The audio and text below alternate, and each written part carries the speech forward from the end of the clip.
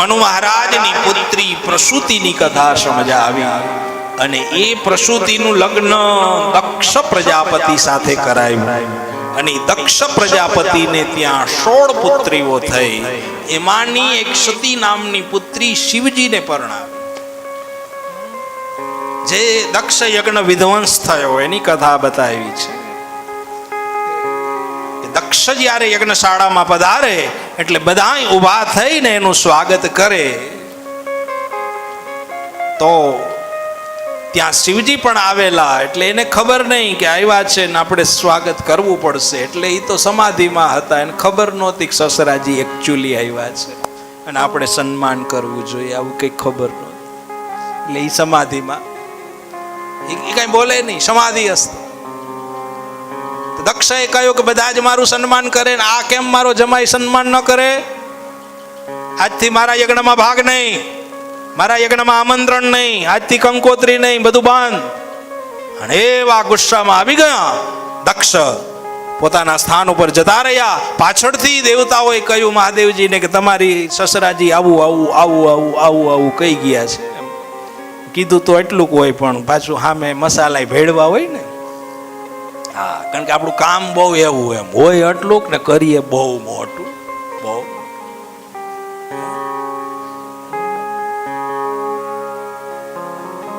તમારા આ કઈ ગયા છે, તમારે કઈ કેવું છે? ના, મારે કઈ નથી કેવું. એમ કઈ નહીં તો કૈલાસ બોલાય નહીં. બીજી વખત યજ્ઞ થયો ત્યારે દક્ષએ શિવજીને આમંત્રણ ના આપ્યું. આમંત્રણ ના આપ્યું. શિવ ત્યાં સુધી પહોંચવા માટે આ બી એક માધ્યમ છે. પરમ એટલે જો બીજા જ દિવસે શિવકથા આવી ગઈ, કારણ કે શિવકથા આવ્યા પછી તમે તમારા ઈષ્ટ સુધી પહોંચી શકો છો. એમાં તમે જે રસ બતાવો તો તમને ઈષ્ટની કથામાં વધારે રસ પ્રાપ્ત થાય.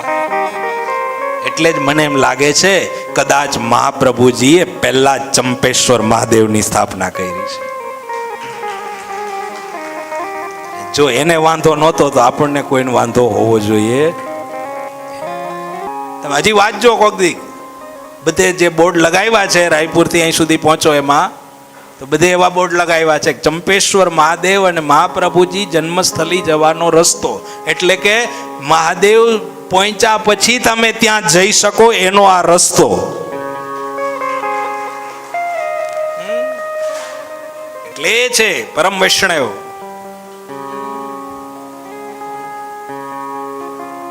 શિવજીને આમંત્રણ ના મળ્યું. દક્ષના યજ્ઞની અંદર અપમાન થયું. બીજી વખત યજ્ઞ થયો, બધા જ દેવતાઓ જવા લાગ્યા યજ્ઞમાં. બધાને આમંત્રણ મળ્યું એટલે બધા જાય. અને બધા જાય તો ખરા, પણ પાછા કૈલાસ પર્વત તરફથી વિમાન ચલાવે, ત્યાંથી જાય. વિમાન જવા લાગ્યા. સતીએ પૂછ્યું એક વિમાન રોકાવીને કે આ યજ્ઞમાં શું કઈ પ્રસંગ છે, તમે જાઓ છો? તો પેલા દેવતાઓ કે માં તમને ખબર નથી? તો કે ના, લે તમારા પિતાની યજ્ઞ છે અને અમને બધાયને આમંત્રણ છે અને અમે બધાય જાય છે. બધાય જાવ? હા, અમે સો ફેમિલી છે, આખું કુટુંબ. ત્યારે કઈ એક કે બે નો રિવાજ નહોતો. હવે કંકોત્રીમાં લખે તમારે એક ને તમારે બે ને. ત્યારે બધું સહકુટુંબ જ હતું એમ. પછી કારણ કે ભેગા જ રહેતા હતા બધા, 15 માણાનું ટોળું. હા, એ જ્યાં જાય ને એમાં બે જણા એવા રાખ્યા હોય પ્રસંગમાં જવા હાટું. 15 જણા રહેતા હોય ને આપણે, બે પ્રસંગમાં જવા હાટું. કોઈને ખબર હોય, મોટા વડીલોને ખબર હોય, એનો પ્રસંગમાં જવાનો જ વારો હોય એમ. એને 2 જોડી વધારે સીવડાવીને દીધા હોય. અત્યારે જે કબાટ ભર્યા હતા ને બાપા, તેથી કબાટ નહોતા ભર્યા, તેથી 2 જોડી માંડ બદલાવાની તેવડ હતી. આજે આપણી પાસે શું સુખ નથી, આજે આપણી પાસે શું વૈભવ નથી. 35 જોડી કપડાની પહેરી છે. એ પ્રમાણેના પાછા બૂટ, એ પ્રમાણેના ચંપલ, એ પ્રમાણેનું બધું મેચિંગ.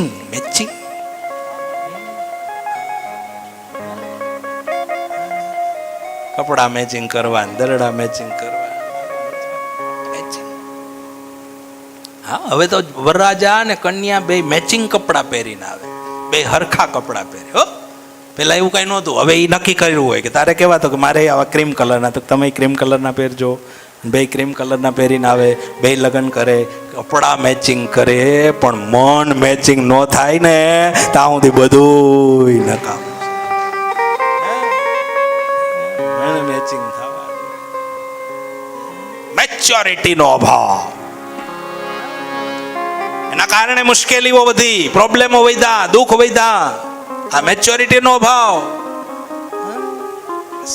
મન મેચિંગ, ભલે કપડા મેચિંગ કરો એની મને વાંધો નથી, પણ એની આઈ મેચિંગ થવું જોઈએ, એ તો સારું કહેવાય. એક ટાકામાંથી થઈ તો જાય.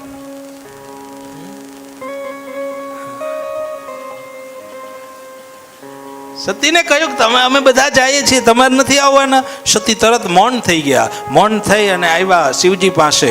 શિવજીને કહ્યું મારા પિતાને યજ્ઞ છે, આ બધા ત્યાં જાય છે, આપણે બી ત્યાં જઈએ. આપણને આમંત્રણ નથી દેવી, ન જવાય. તો કે બેન જવામાં શું વાંધો, મારા પિતાનું ઘર છે, એમાં જાય તો તમને શું પ્રોબ્લેમ? મને કાંઈ પ્રોબ્લેમ નથી, પણ ન જવાય. કેમ ન જવાય?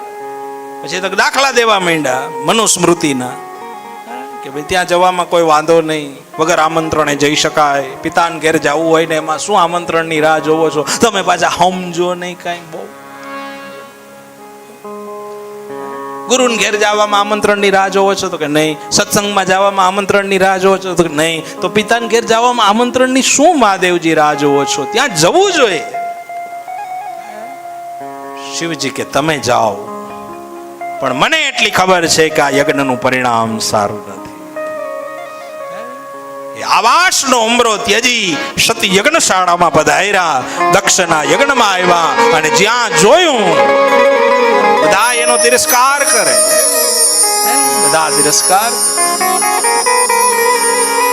એક માએ ખાલી સાંત્વના આપી હતી, બાકી બધા જ તિરસ્કાર કરતા હતા.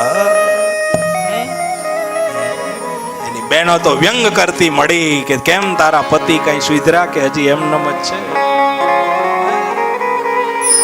વ્યંગ કરે.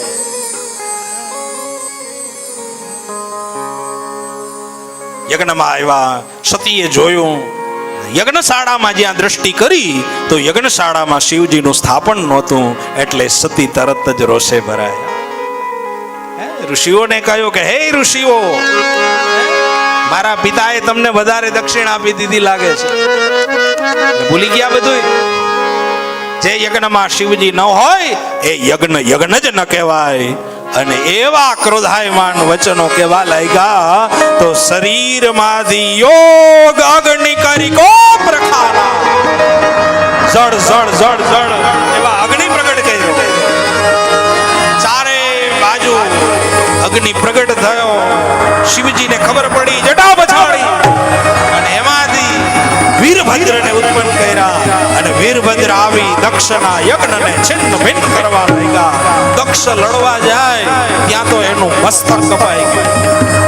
અને એ શિવજી પોતાના ખંભે સતીનો દેહ લઈ અને બ્રહ્માંડની અંદર તાંડવ નૃત્ય કર્યું.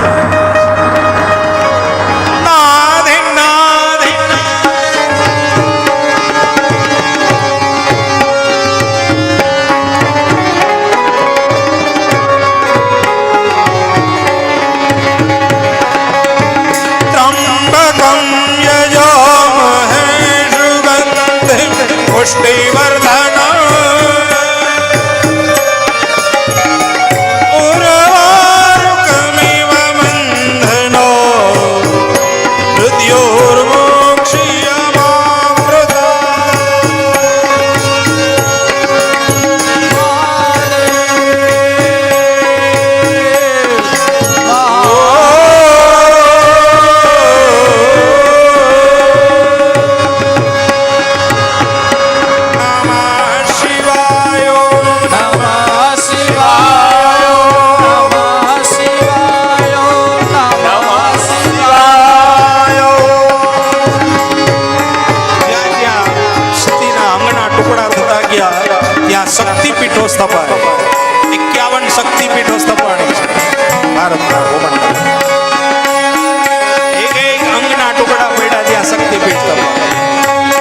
મહાદેવજી તાંડવ જટાટવી ગલજ્વલ પ્રવાહ પાવિતસ્થલે ગલે વલં વિલંબિતાંબુજંગતુંગમાલિકા ડમડ્ડમડ્ડમડ્ડમંદિનાડમડ્ડમર્વયં ચકાર ચંડતાંડવં તનોતુ નઃ શિવા શિવા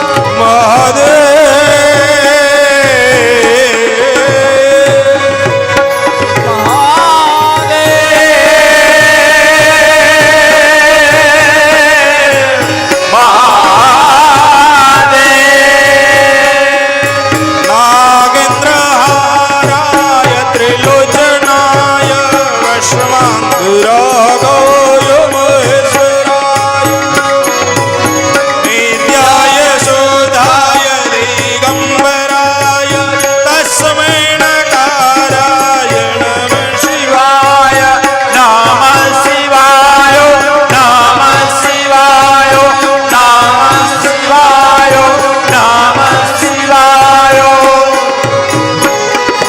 હજારો વર્ષ થઈ ગયા શિવજી સમાધિમાં અને આ બાજુ તારકાસુરનો ભય વધવા લાગ્યો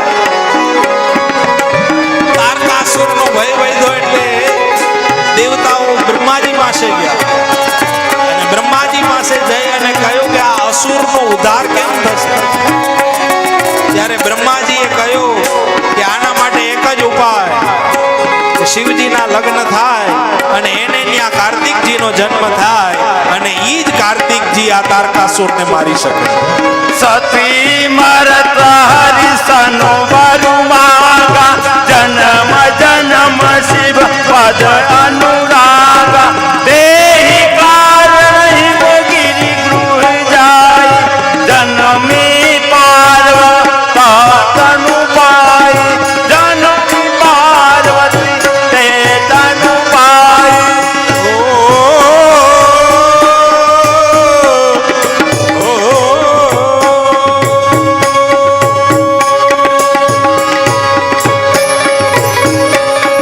નમઃ શિવાય નમઃ શિવાય નમઃ શિવાય ચંપેશ્વર મહાદેવ કી જય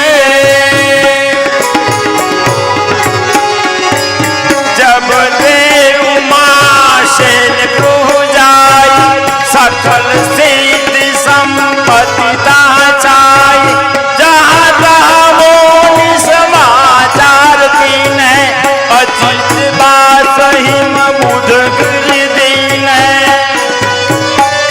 દેવતાઓ આવ્યા અને દેવતાઓએ કામદેવને મોકલા શિવજીની સમાધિ તોડાવવા શિવજીની સમાધિ તોડવા માટે કામદેવ આવે કામદેવ કોશિશ કરે અને જ્યાં ધીમે ધીમે ધીમે ધીમે શિવજીએ ત્રીજું નેત્ર ખોલ્યું ત્યાં તો કામદેવને બાળી ભસ્મ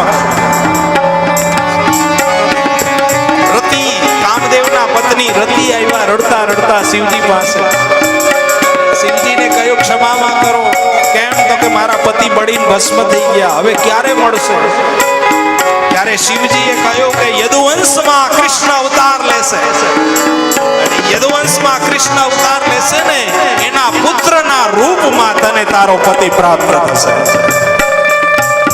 जब जदुवंश श्री कृष्ण